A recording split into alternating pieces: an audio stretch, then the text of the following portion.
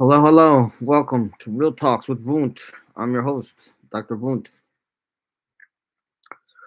Do me a favor, hit the subscription button so you can stay updated with the current episodes. Become a daily viewer with this channel.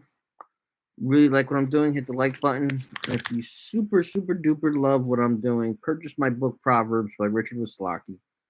222 pages of wisdom. It's the best book you'll ever read. If it isn't, I'll buy it back from you. That's my word. It's my guarantee. But you'll love this book. It took me years to write this book. There's a lot of wisdom. There's a lot of love in there. Postmodern guide to how to make love in a postmodern world with wisdom. Amazon.com. Support my arts, people. Amazon.com. All right, this next episode's part of our top 20 series. Real simple one. It's top 20 greatest movies of all time, or what I think to be the top 20 greatest movies of all time. Number one, The Life Aquatic. I must have seen this movie, I swear to God, like over 500 times. I would let it repeat for like weeks while I was working in the studio and stuff. And if you want to understand me, you'll understand like Steve Zissou. Like I am Steve Zissou. Like that's my shit right there. You want to understand me? Understand that movie. It's my favorite movie in the world. My number one pick. Number two, Airplane. Classic, funny, gotta love it. Number three, Tron, the new one. Can't beat it, can't top it. It's too hot, it's too ill. And the soundtrack is flawless. Daft Punk nailed it, yo. They nailed it. Movie's sick. Number four, Ace Ventura, Pet Detective. You want honest, good laughs? That's the movie. Still gets me every time, yo. He still gets me every time. Ace Ventura, Pet Detective. Number five, Aliens. I remember when I was young and that first dropped, and seeing the people in the cocoons when they first cut into the combs and then they start blasting everyone, and that was some scary stuff, yo. That movie scared the living daylights out of me. It still scares me to death. So creepy. But it's in my top 20. Number six, Beach Street. Classic, old school New York City. Breakdancing, the Roxy. Uh, Number seven, Better Off Dead. Lane Meyer. He's skiing the K12 and he's doing it with one ski. This is pure snow. Do you realize what the street value of this mountain is? Sorry, I killed your mom, Ricky. Sorry, I blew up your mom, Ricky. Uh, Classic 80s, Better Off Dead. 8, Pale Male documentary. Pale Male was a red-tailed hawk that got released from the Raptor Trust in New Jersey and ended up settling on Woody Allen's building in New York City and started a dynasty of red-tailed hawks in New York City. Now there's like over like 25 of them, but when he first came, he was the first red-tailed hawk to nest in right by the park on Woody Allen's building in the city, and he recently died. Long rest in peace, Pale Male. But the Pale Male documentary, if you're a bird into birding, it's a great movie.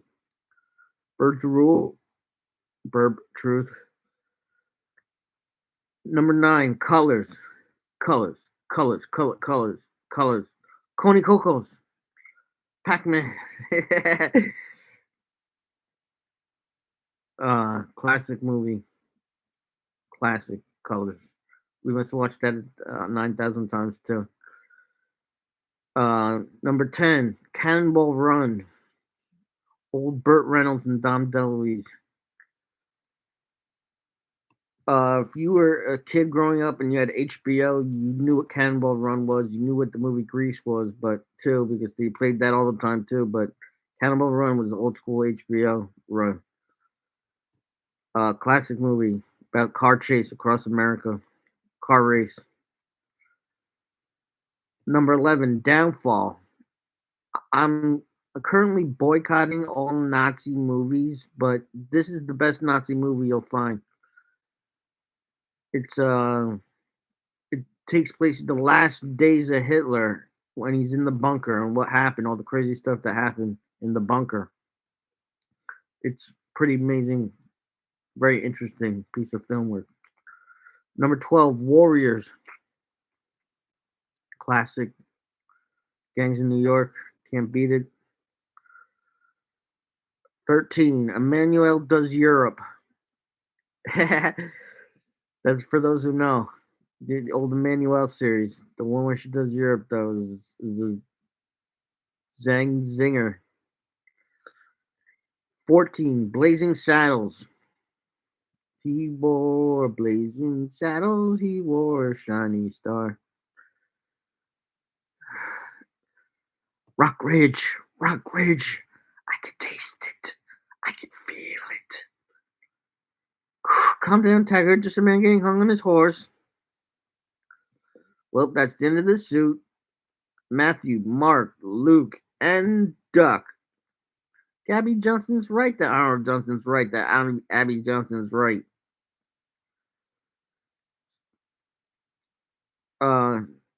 16, My Limit on Schnitzengruvens.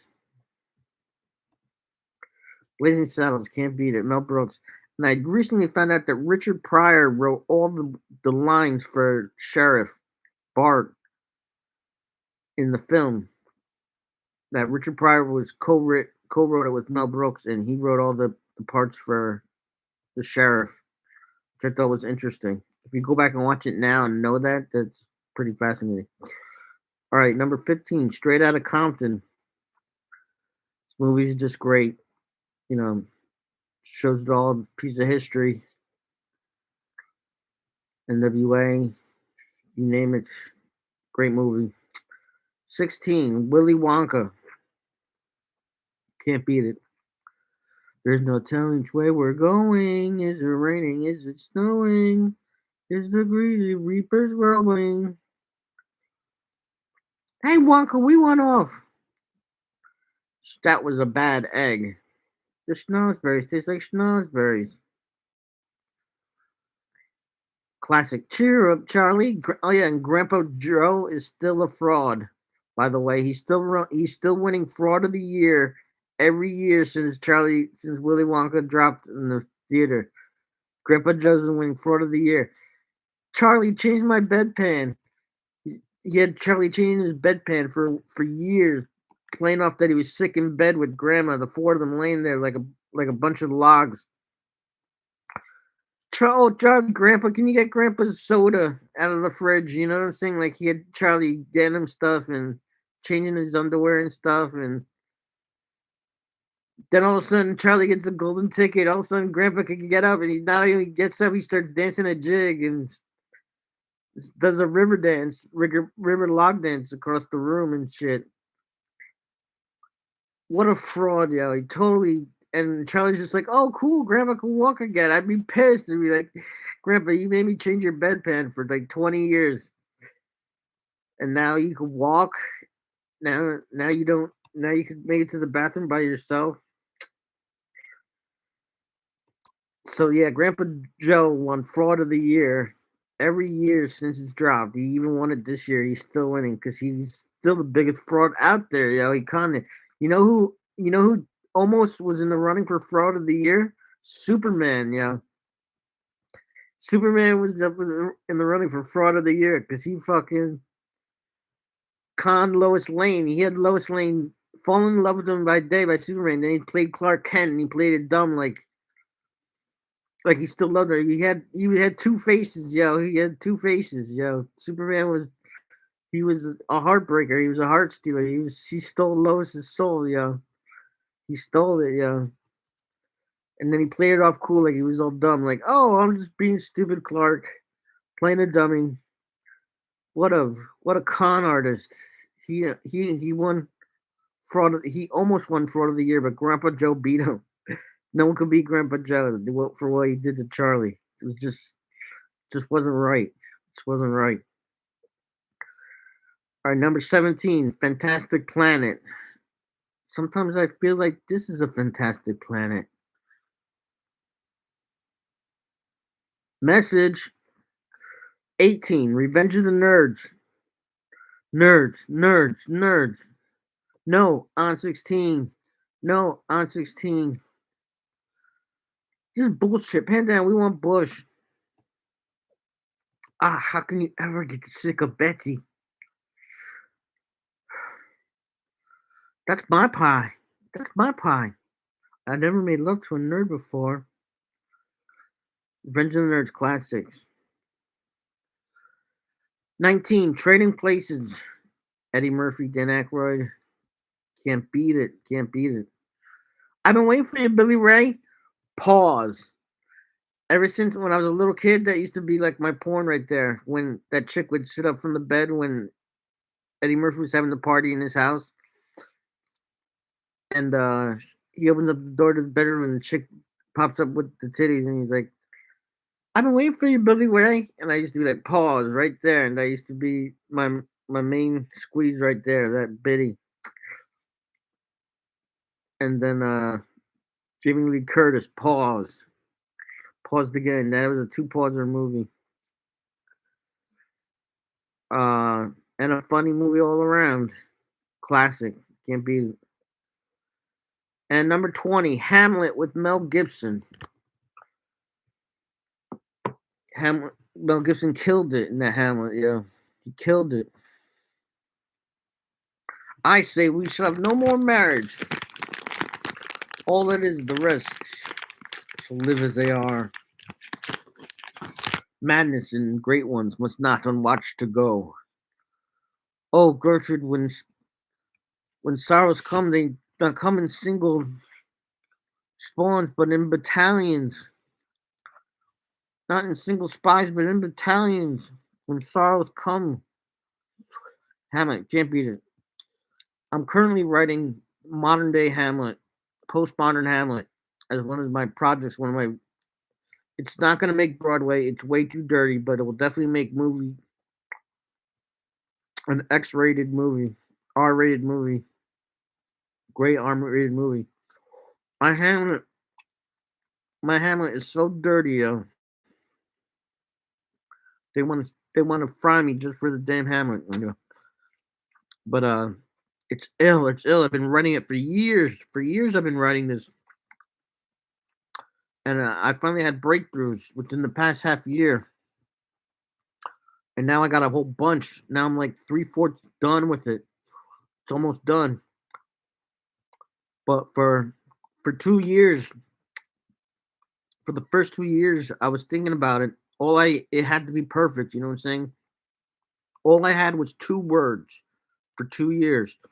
Just two. The opening 2 words has to be important, and it was whorishly limber.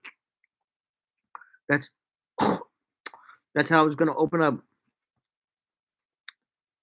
my Hamlet. Whorishly limber, and I spent hours crying in the sunrise, on cocaine, crying in the sunrise. Every morning I'd cry and I'd play with words in my head. And for another 2 years, all I came up with was the first paragraph, opening paragraph to the greatest postmodern Hamlet, which I'm currently writing. And it went like this. It went, um,